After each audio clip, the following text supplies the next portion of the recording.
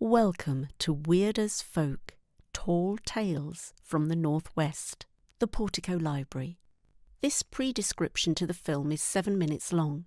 The film is 13 minutes.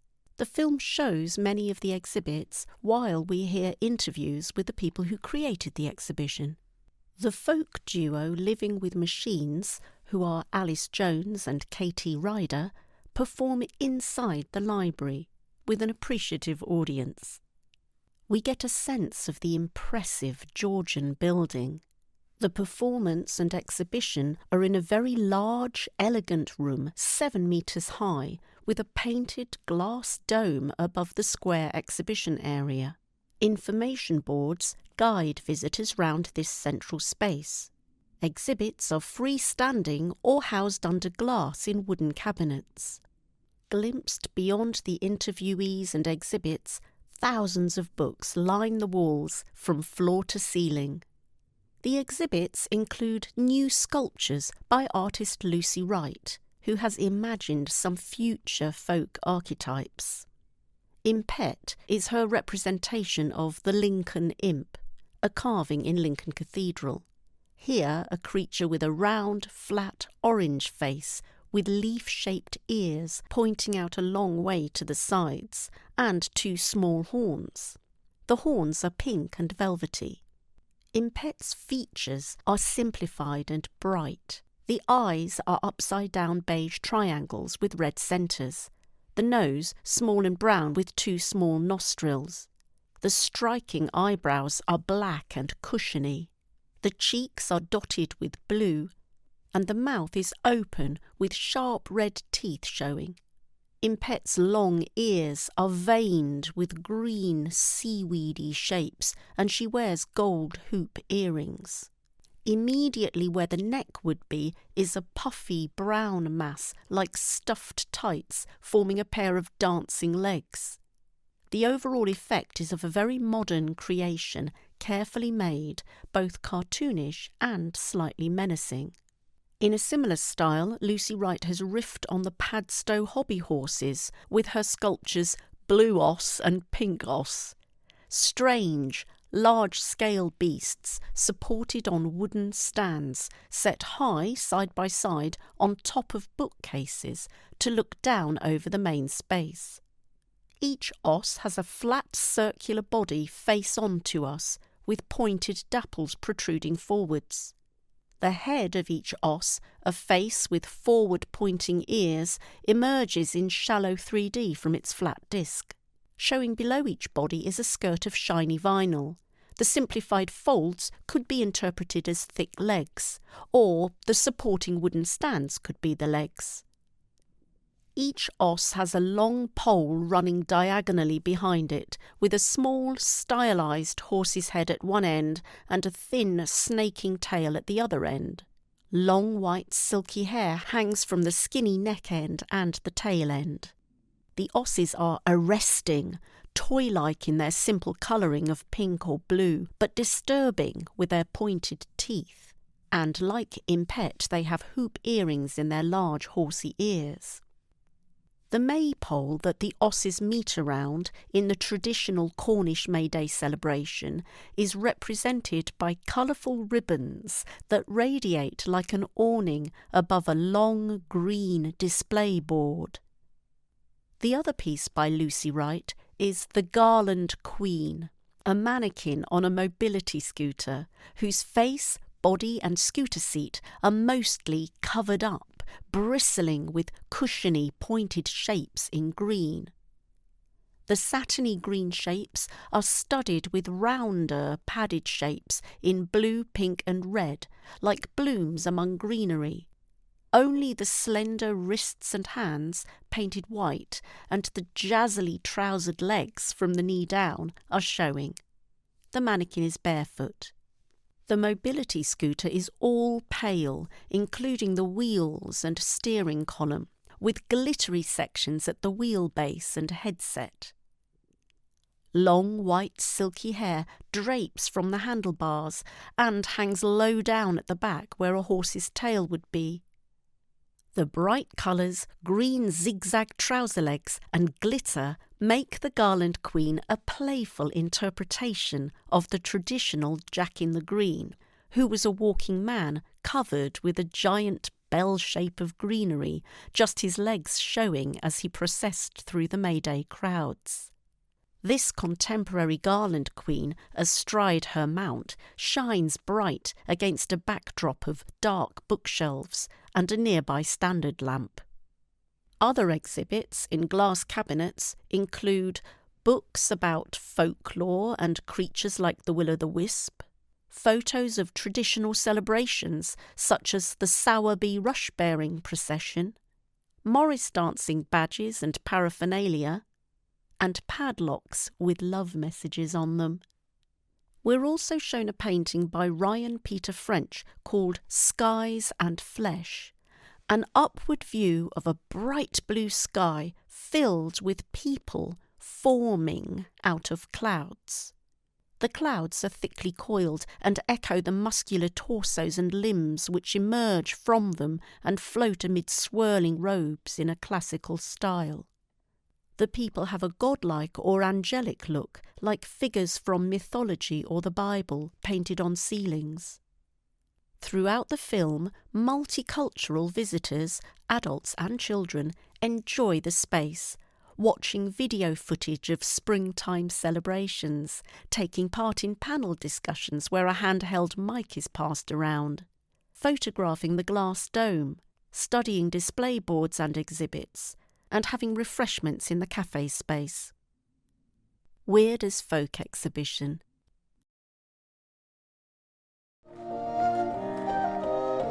Forest for mankind we're sent here to weep for our looms, national tolls will not have to grieve. My song has now ended, so I'll take my leave. Live folk musicians. Sing success to the weavers. People listen. The weavers forever lose our time, so sing success to the weavers.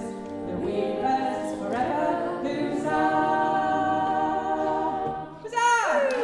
Curators talk and gesture. Dr. Imogen Durant, Community Cataloguer.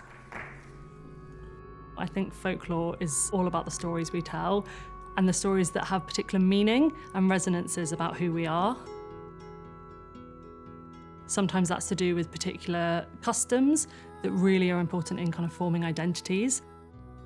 Sometimes those are historic and sometimes they're not. Sometimes they're modern and brand new and they sort of develop throughout people's lives. It's a way of kind of forming community and developing a sense of who you are based on kind of shared values. The weirdness, I think, comes in the way that people decide to enact them, because lots of different values across different cultures might be similar or comparable, but the way that people decide to ritualise those values or ideas or traditions can come across in very, very different ways, and that's where the fun comes in. So I think the weirdness is all about the kind of fun and celebration and the kind of artistic element, which often comes with kind of performance and music. Alice Measom McMahon, Collections and Access Librarian. I have a particular soft spot for folklore. Working with the Folklore collection was something I was especially excited about, so it was great to have that opportunity. There's so much rich material at the Portico collection, and what's been so wonderful about this whole experience has been working with the critical friends, getting them excited about the collections that we have here, but just hearing what they have to say and how we can explore what's in these books, how we can utilise them for exhibitions and events. A panel discussion. So many of them, including myself, we all come from working class backgrounds. And so it's been really great kind of delving into the books related to folklore and local history and dialect, and just hearing those working class voices, those northern working class voices, dialect from Rochdale, dialect from parts of Lancashire and Yorkshire. And it's been, so wonderful having those discussions and thinking about regional dialect and specific words from specific parts of Lancashire and Yorkshire, which are not always heard in institutions such as the Portico, which seem very sort of grand and lofty. And it's been quite good fun to kind of use some of those words which I perhaps haven't used in a long time in a professional context, to have that excuse. Glazzard. I got involved in the Portico through TikTok. I did a post basically complaining about how few opportunities I felt there were for working class writers, but also a misunderstanding in the arts for working class people. Alice, who works at the Portico, saw the TikTok, commented and said, I'd love you to come into the Portico. And we chatted a bit about the project and what the ideas were. And from there, we kind of spoke about doing workshops, and here I am. I'm very grateful that people came to the workshops we ran and were so open with their own stories. Engaging with them and building that rapport of encouraging them to explore their own folk history was super important. And, you know, some people brought some, I guess, really quite like harrowing and personal stories to those workshops, and they were kind of able to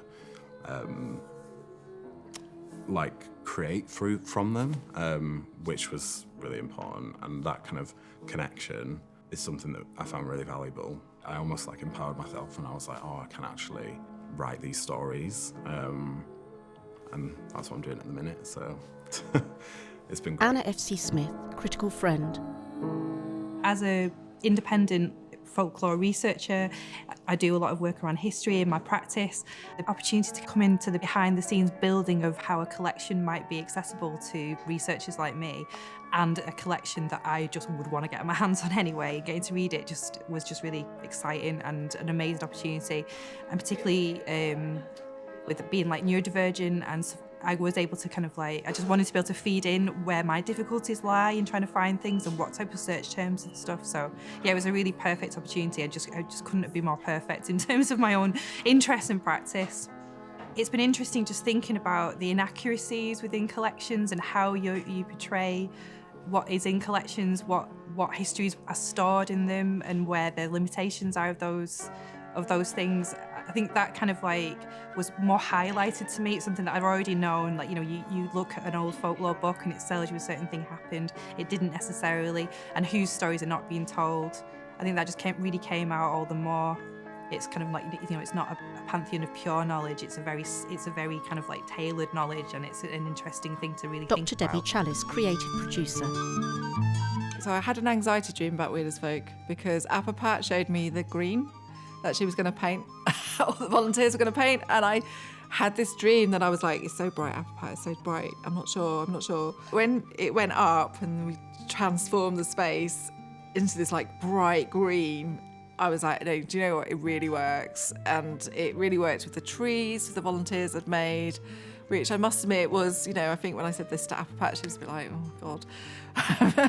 But then she had the maypole and the colours of that and the shadows of that. Yeah, the space just, I loved, it was just such a joy for the summer, I think, particularly. Beside a glass case of folklore archives, Lucy Wright's sculpture, the Garland Queen, sits on a mobility scooter.